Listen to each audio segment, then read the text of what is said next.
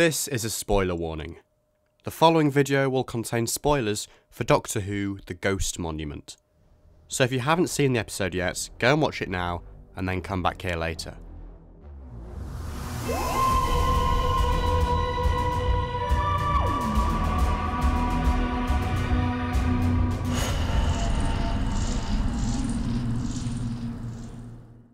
Doctor Who delivered another strong instalment this week in the form of The Ghost Monument.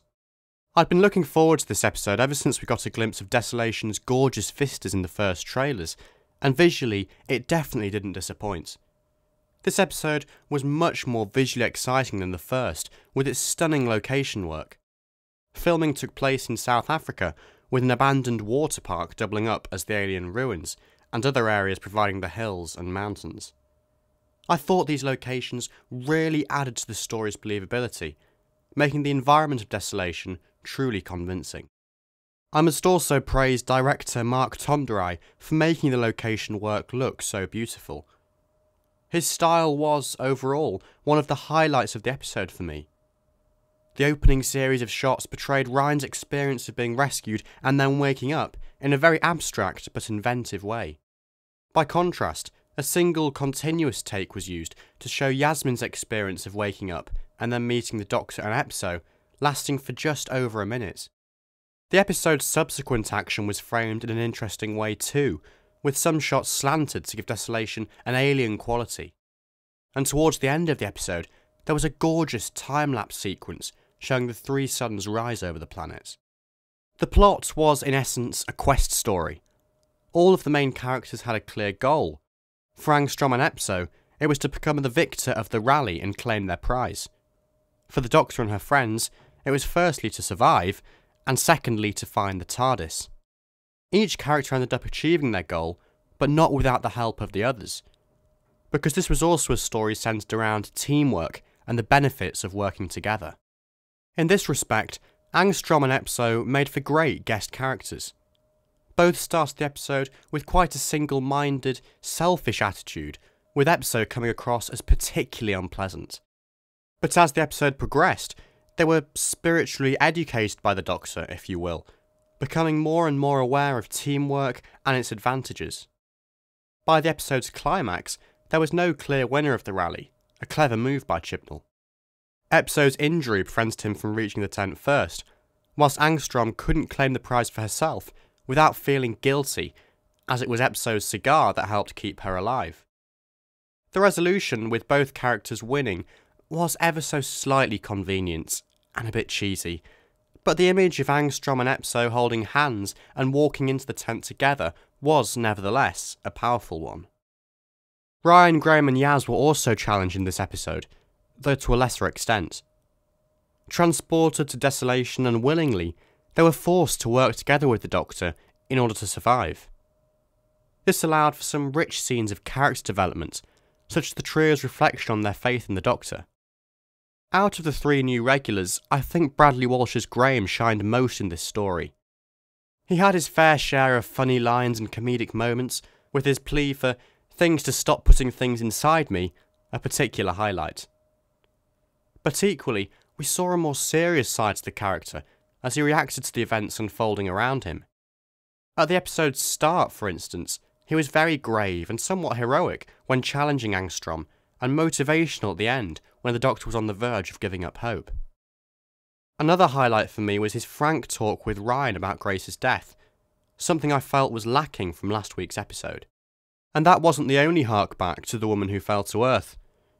Notably, Ryan's dyspraxia was brought up again when he was faced with another ladder. We saw him go into a situation all guns blazing once again, though quite literally in this case, acting before thinking. And Yaz acted on every day's a learning day by proving resourceful again as she helped the Doctor to crash land Epso's ship. Little details like these help to keep the new companions, or friends, consistent with how they'd been presented in the first episode, and therefore more believable to me. Furthermore, it was nice to see the Doctor continuing to act as a sort of guardian figure, watching over her new friends, spurring them on, and keeping them safe.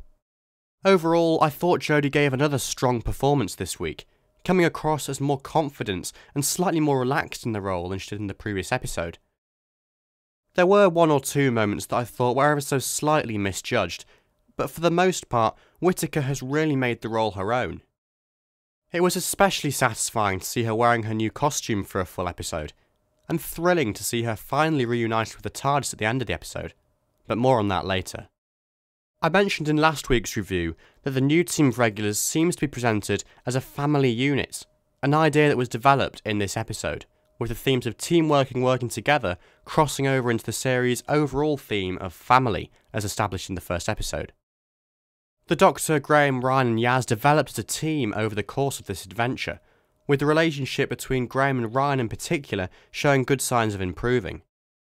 The theme of family also extended into the guest characters, with both Angstrom and Epso having tales to tell about their respective parents and or siblings.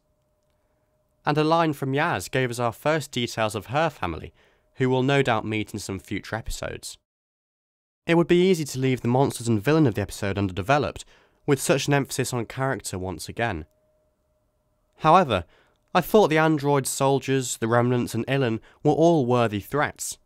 They were nothing special, but served their purpose well, and helped to make certain parts of this episode quite scary. I thought Art Malik did a really good job as the cutting but eccentric and compelling Ilyn, and the character's appearances at both the start and end of the story, framing the action, stopped him from being another forgettable character, in my opinion. The Ghost Monument was another very character-focused instalment for an episode set on an alien planet, though that didn't detract from the beautiful location work achieved in South Africa, which really helped bring this story to life. The guest characters were strong, as was the threat, and at this episode's heart was an allegorical message about teamwork, and one that is surely worthwhile for its audience. It was a more than worthy successor to The Woman Who Fell to Earth, and in my opinion, a stronger instalment all round. And before I draw this video to a close, here are some random thoughts about the episode that I couldn't fit into my main review. Have the opening titles ever looked so lavish? This new take on the iconic title sequence is just gorgeous. Just like the theme tune, it echoes the show's first title sequence, but with a sleek, modern spin, which I love. The TARDIS is also redecorated, and I sort of like it.